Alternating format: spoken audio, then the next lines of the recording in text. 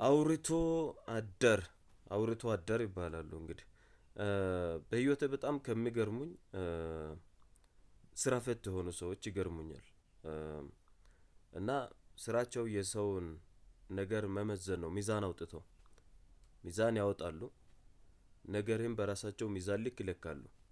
እንዳ እንደነዚህ አይነት ሰዎች በህይወቴ ይገርሙኛል። ስራ ፈቶች ናቸው። የምትሰራውን ስራ እንኳን አያበረታቱልህም። የተሻለ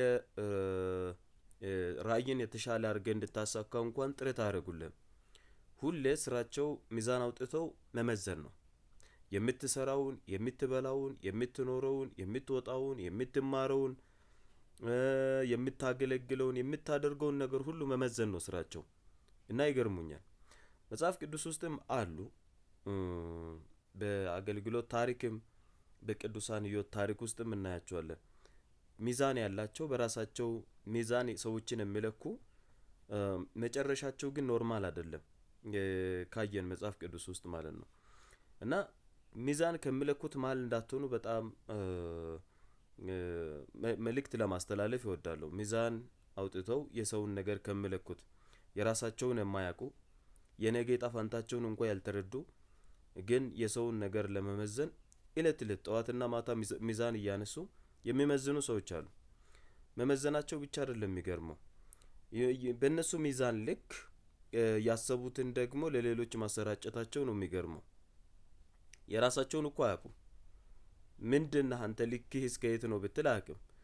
ሁሌ ትክክለኛ መስለው ለመታየት የሚጥሩ ፐርፌክሽን መለኪያ ራሳቸውን ያደረጉ የስኬትን መጨረሻ ራሳቸውን ያደረጉ የእውቀት ልክ መጨረሻ ራሳቸውን ያደረጉ ሰዎችን ለመመዘን የራሳቸው መለኪያን አበጅተው የሚለኩና ደግሞ የለኩትን የኪሎ መጠን ልክ ደግሞ ለሌሎች የሚናገሩ ሰዎች ይገርሙኛል።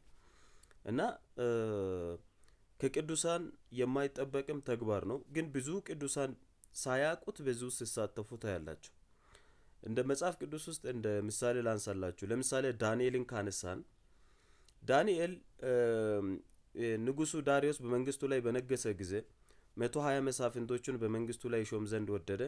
120 መሳፍንቶቹ ደግሞ እንዳይበዘብዙት እንዳይጎዱት በላቸው ላይ 3 አለቆችን አደረገ። ከአለቆቹ መካከል ዳንኤል አንዱ ነበረ። ዳንኤልም ከአለቆቹና ከመሳፍንቶቹ ስለበለጠ ንጉሱ በሁሉ ላይ ይሾም ዘንድ ወደደ።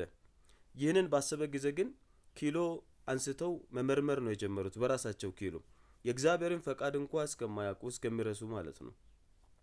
ዳንኤል ግን አምላኩን የሚፈራ በአምላኩ ፊት የሚንበረከክ እለት እለት የሚጸልይ ትክክለኛ ሚዛንም እግዚአብሔር ብቻ እንደሆነ የሚያምን ስለነበረ አጠፋን ብለው ሳይጨርሱ እግዚአብሔር ለሌላ ንግስና አንስቶ ጠላቶቹን ግን ያጠፋ ጠላቶቹን ጉድጓድ ውስጥ አንበሳ ነው የበላቸው።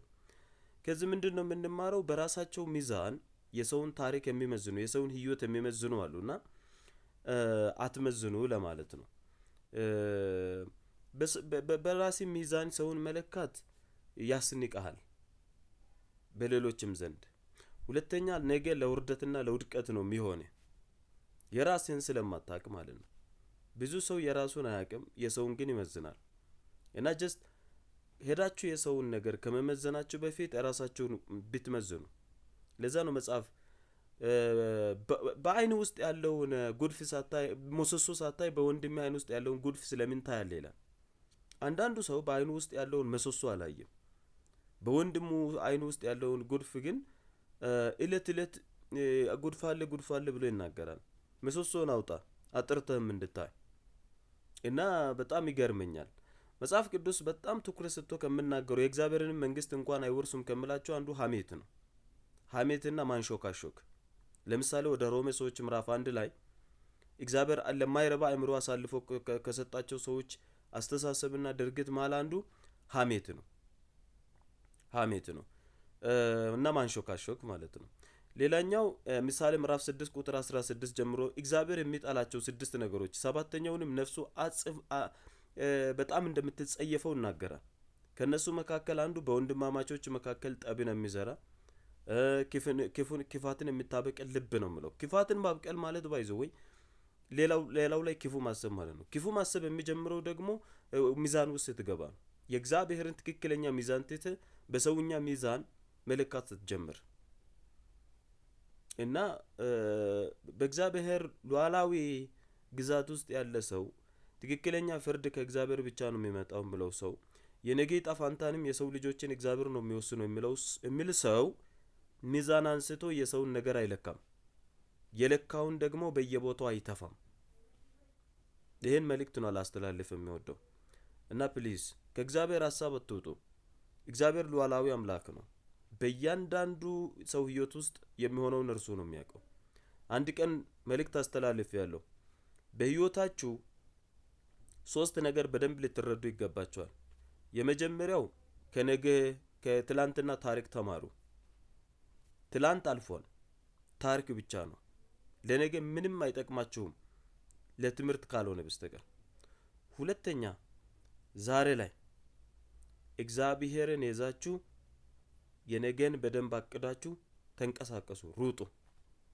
ዛሬ ላይ ካልሮጥክ፣ ዛሬ ላይ ካላቀድክ፣ ዛሬ ላይ ካላለምክ፣ ዛሬ ላይ ካልጣርክ ነገ ስለማያምር መጽሐፍም የምናገረው ያ ነው።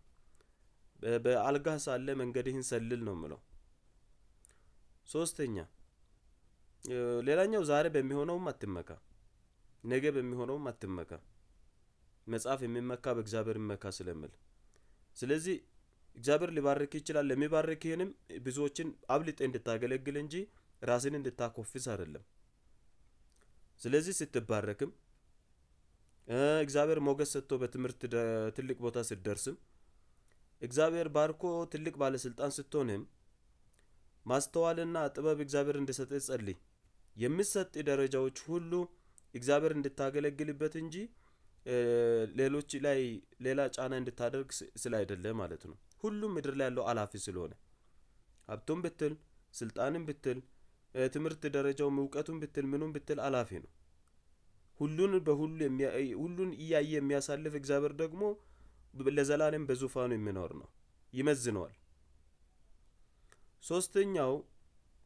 ሶስተኛው ለነገ አቅድ። ግን ነገ በሚሆነው አትመካ፣ ዛሬ በሚሆነው አትመካ። ነገ ለእግዚአብሔር ብቻ ነው የተሰጠው። ነገን የሚያውቅ የለም። አሁን በዚህ ሰዓት መናገርን አውቃለሁ፣ አንተም በዚህ ሰዓት መኖርህን ታውቃለህ። ነገ ግን መኖርህን እንኳን አታውቅም። ነገ ምን እንደሚገጥምህም አታውቅም። ትልቅ ቦታ ልደርስ ትችላለህ። ሌላ ህይወት ሊገጥምህ ይችላል። ምን በህይወት እንደሚገጥምህም አታውቅም። ነገ በሚሆነው አትመካ። ስለዚህ እግዚአብሔርን ባለህ አመስግን። ነገ ያለውንም እግዚአብሔር እጅ ላይ ጣል። ምክንያቱም መጽሐፍ ምን ይላል? የልብ መዘጋጀት ከሰው ነው፣ የምላስ መልስ ደግሞ ከእግዚአብሔር ነው ይላል ምሳሌ ላይ። በልብህ ሁሉ ተዘጋጅ፣ ከእግዚአብሔር የሚመጣልህን መልስ ጠብቅ። በመንገድ በሚሆነው ሁሉ አመስግን። ከዚያ ውጪ ግን ኪሎ አንስተህ የሰውን ነገር አትመዝን። ኪሎ አንስተህ ከመዘንክም በኋላ ደግሞ ለሌሎች አታሰራጭ። ይህ በእግዚአብሔር ፊት የስህተት ጎዳናና የስህተት ድርጊት ነው። እግዚአብሔር ለማይረባ አእምሮ አሳልፎ ከሰጣቸው ሰዎች መካከል የአንዱ ድርጊት ነው። ሁለተኛ እግዚአብሔር አይወደውም። ሶስተኛ ምድር ላይ በቀጣይ ህይወቶች ውስጥ ለውርደትና ለውድቀት ነው የሚሆነው። ምንም ጥቅም የለውም። ስለዚህ የመጨረሻ አድቫይስ ምንድነው? ኪሎ አበጅታችሁ የሰውን ነገር የምትመዝኑ ሰዎች አቁሙ። የሰውን አገልግሎት የምትመዝኑ አቁሙ። የሰውን ትዳር የምትመዝኑ አቁሙ። የሰውን ትምህርት የምትመዝኑ አቁሙ። የሰውን ስራ የምትመዝኑ አቁሙ። የሰውን የትኛውንም ነገር የምትመዝኑ አቁሙ። እያንዳንዱ ሰው እግዚአብሔር ምድር ላይ ያበጀለት የህይወት ጎዳና አለው። እንደዛ ነው መኖር ያለበት። ምክንያቱም እንደ ሐና ነው። ፊናና ፎክራ ሳትጨርስ ሐና መጣችና እግዚአብሔር አፍን በጠላቶች ላይ ከፈታለች። ቀንደ በአምላክ ከፍ አላለች። ለዘመናት ውርደትን ያየች እያሾፉባት የነበረች ነገ የሚሆነውን አታውቅም። ብዙ የወለደች ደከመች። መካኒቷ ግን መውለድ እንደጀመረች ሐና ስትናገር ታለና ነገ በሚሆነው አትመካ። ነገን የሚያውቅ እግዚአብሔር ነው። ኪሎ አንስተ የሰውንም ነገር አትመዝን። ምክንያቱም ይሄ በእግዚአብሔር ፊት የተሳሳተ ድርጊትም ስለሆነ። ተባረኩ። እግዚአብሔር ከሁላችሁ ጋር ይሁን። መልካም ቀን። have a good time